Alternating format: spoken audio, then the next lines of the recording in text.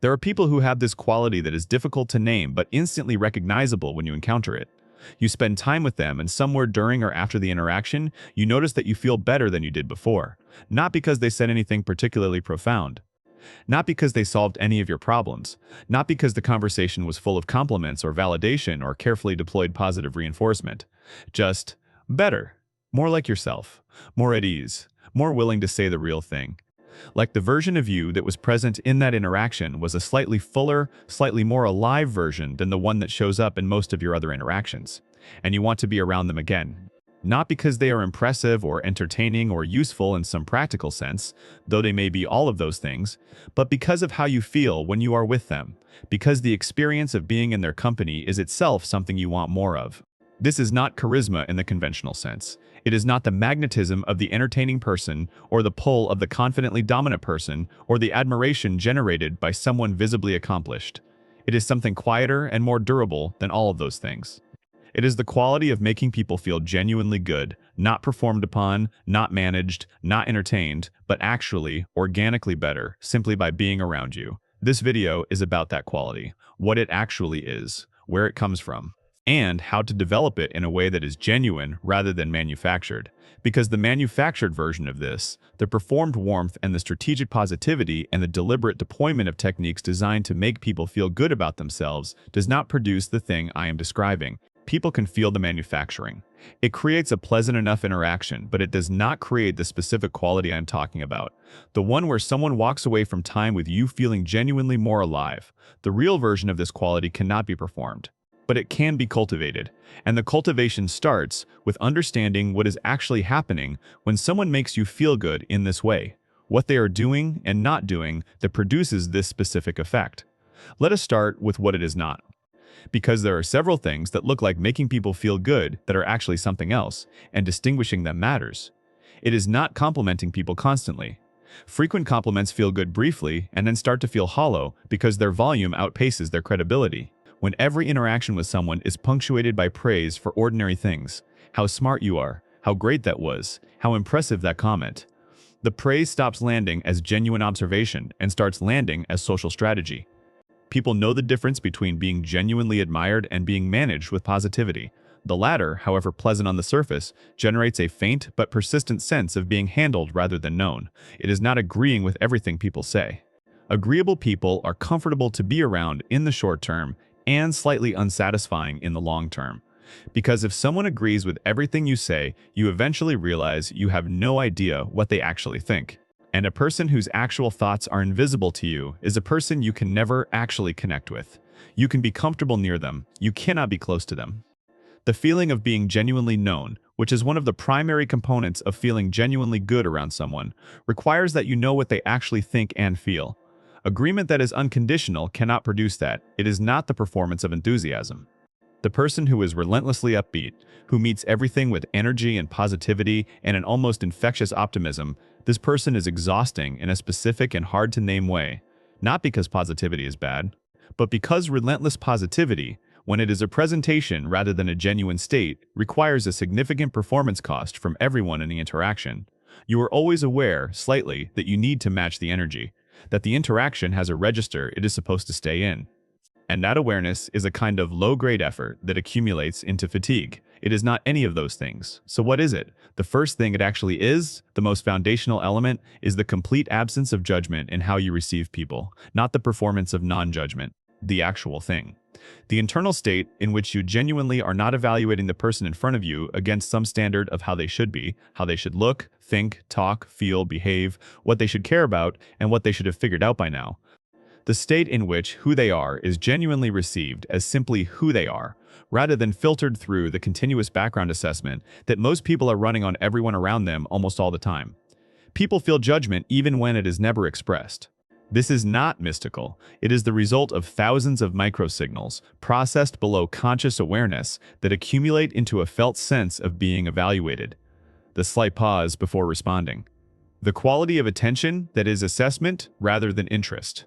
The response that engages with what you said but not quite with you. The laughter that is polite rather than real. All of these are tiny, nearly invisible expressions of the evaluative mode, and people feel the cumulative effect of them as a faint but persistent sense that they need to be careful, that they should curate what they offer, that the full version of themselves, with all its imperfections and uncertainties and unresolved edges, should be kept back. The absence of that evaluative mode, the genuine non-judgment that allows people to feel that whatever they bring into this interaction will be received without assessment, is the foundation of feeling good around someone. It is what creates the specific kind of safety that allows people to be more fully themselves than they usually are. And being more fully yourself than usual feels unmistakably like feeling good. How do you develop genuine non-judgment rather than performed non-judgment? Not by telling yourself you should not judge people. That does not work. The judgment is usually below the level of conscious instruction. You develop it by doing the work of genuinely understanding how people come to be who they are. By recognizing that every person you encounter, with all the qualities you find difficult or frustrating or limited, became who they are through a specific set of experiences and environments and circumstances that produced this person, these behaviors, these blind spots, these particular ways of moving through the world. That given the same starting point and the same path, you might be here too. That the distance between who you are and who they are is not the distance between superior and inferior, but between different paths through the same fundamentally difficult experience of being human. That recognition, genuine, deeply held, not performed for their benefit, but lived as an actual way of seeing, is what produces the quality of presence that people experience as non-judgmental. It cannot be faked because it has to change how you actually see people, not just how you behave toward them. The second thing is that people who make others feel genuinely good are unusually good at noticing specific things, not generic things. Not the compliments that could apply to anyone. You are so smart, you are so interesting, you are so talented. But specific things. The specific observation that could only be made about this person in this interaction based on actually paying attention to what makes them particular. The way their thinking shifted in the middle of a sentence. The thing they said that surprised you because it was more precise than you expected. The quality they brought to a moment that most people would have moved past without seeing. The thing they said casually that contained more depth than they seemed to realize. Specific noticing does something generic, complimenting cannot do. It proves that you are actually paying attention. That you saw them. Not a flattering reflection of them. Not the version of them that is easiest to praise, but the specific, particular, irreducible them. And, being seen specifically, having someone notice the precise thing about you rather than the convenient generalization is one of the most unexpectedly moving experiences in human interaction. It is rare enough that when it happens, people do not forget it. The practice is simple in description and requires genuine effort in application. Pay attention to what is specific about the person you are with. Not what is generally good about them. What is specifically theirs? What do they do that nobody else does in quite the same way? What quality shows up in how they talk about things they care about? What is the particular shape of their intelligence or their humor or their way of moving through problems? Find the thing that is genuinely theirs and say something true about it when the moment is natural, not as a technique. As an honest observation from someone who is paying close enough attention to see it. The third thing, and this is the one that surprises people most because it seems like it would have the opposite effect, is that people who make others feel good are willing to be real about things being difficult or imperfect or uncertain. The default assumption is that making people feel good requires being relentlessly positive. That you should emphasize the bright side, reflect back what is good, bring the energy up rather than acknowledge what is heavy.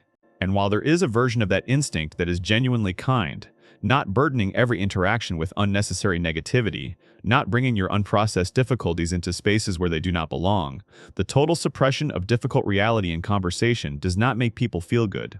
It makes them feel slightly alone.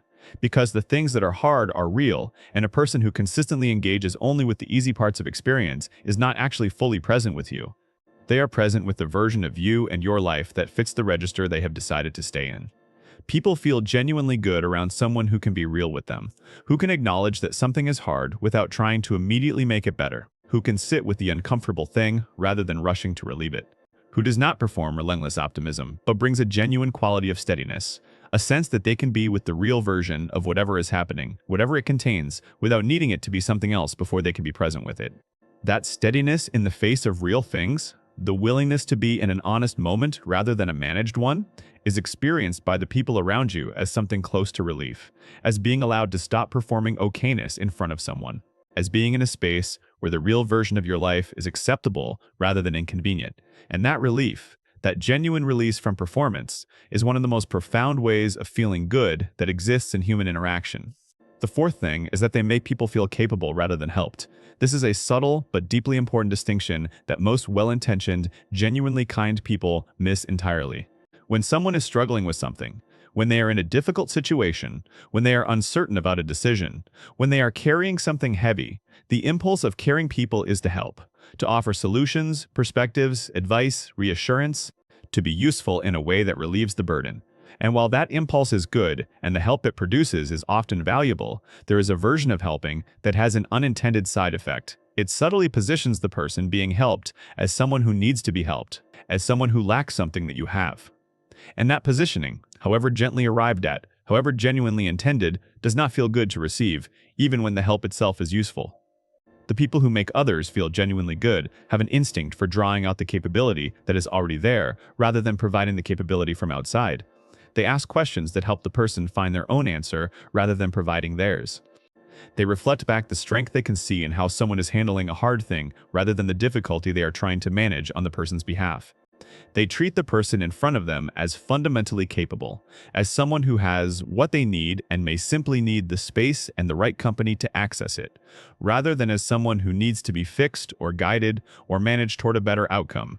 When someone treats you as fundamentally capable in this way, when they engage with you as someone who can figure this out rather than as someone who needs to be helped through it, the effect is quietly extraordinary. You leave the interaction not just feeling good, but feeling more like yourself, more confident in your own ability to navigate whatever you are navigating, more resourced for the next moment than you were before. That effect does not come from being helped. It comes from being believed in, and the people who consistently produce it are not the ones who have the most answers. They are the ones who have the deepest faith in the people they are with. The fifth thing, the one that is operating underneath all the others and is worth naming on its own, is that they are genuinely glad you are there. This sounds almost embarrassingly simple, but it is the thing that makes everything else work. Because you can practice all of the behaviors I have described, the non-judgment, the specific noticing, the steadiness, the drawing out of capability, and if the underlying feeling is not there, people will sense the gap. The behaviors are expressions of the feeling, not substitutes for it.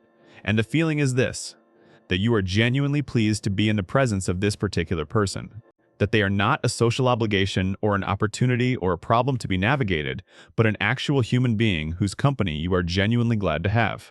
That gladness, simple, genuine, unperformed, is felt by people in a way that bypasses all of their social defenses. They are not evaluating whether you seem glad. They are not assessing your gladness for authenticity. They simply feel it, the way you feel warmth from a fire without needing to measure the temperature. And being felt as genuinely welcome, genuinely not as a politeness, but as an actual response to their actual presence, is perhaps the single most powerful way one human being can make another feel good. The question then is not how to perform gladness convincingly. The question is how to genuinely access it more often. And the answer to that question is by making a real choice about what you attend to in the people you are with. Every person you interact with contains, simultaneously, things that are easy to be glad about and things that are not. Things that are interesting and things that are tedious. Things that are admirable and things that are frustrating. Things that draw you in and things that push you back. What you attend to is, to a meaningful degree, a choice, not an unlimited choice. You cannot simply decide to find everyone endlessly fascinating and have it be so, but a real choice made more often and with more intention than most people realize. When you choose, before and during an interaction, to attend to what is genuinely interesting and genuinely good about the person you are with. When you go into the interaction looking for the thing in this specific person that is worth being glad about, you are not manufacturing a feeling. You are directing your attention toward the raw material that genuine gladness is made from. And that direction, practiced consistently, does not just change how you behave, it changes how you actually feel. It changes what you notice. It changes, over time, your actual relationship with the people around you, from something you navigate to something you genuinely inhabit. The people who consistently make others feel good around them are not performing warmth. They have found, through practice or through luck or through some combination of genuine care and deliberate cultivation, a way of being with people that is organized around what is genuinely worth attending to in every specific human being they encounter. They have made the choice enough times to find people interesting, to go looking for the real thing in the person rather than the convenient surface thing, that the choice has become a disposition, a way of being in the world rather than a thing they do. And the effect of that disposition on the people they encounter, on the quality of their relationships, on the texture of their daily social life, is not small. It is one of the most substantial differences between people who move through the world, leaving others feeling slightly better for the encounter, and people who do not. Not talent, not luck, not a personality trait you either have or do not. A choice, made consistently, to really be with people rather than near them. To attend to what is genuinely worth attending to. To make every person you are with feel, at least for the duration of the interaction, that being them in the presence of you is a safe and welcome and genuinely good thing to be. That is the whole secret, and it is available to you in the next interaction you have with another person. Drop a comment. Who in your life makes you feel most like yourself when you are around them?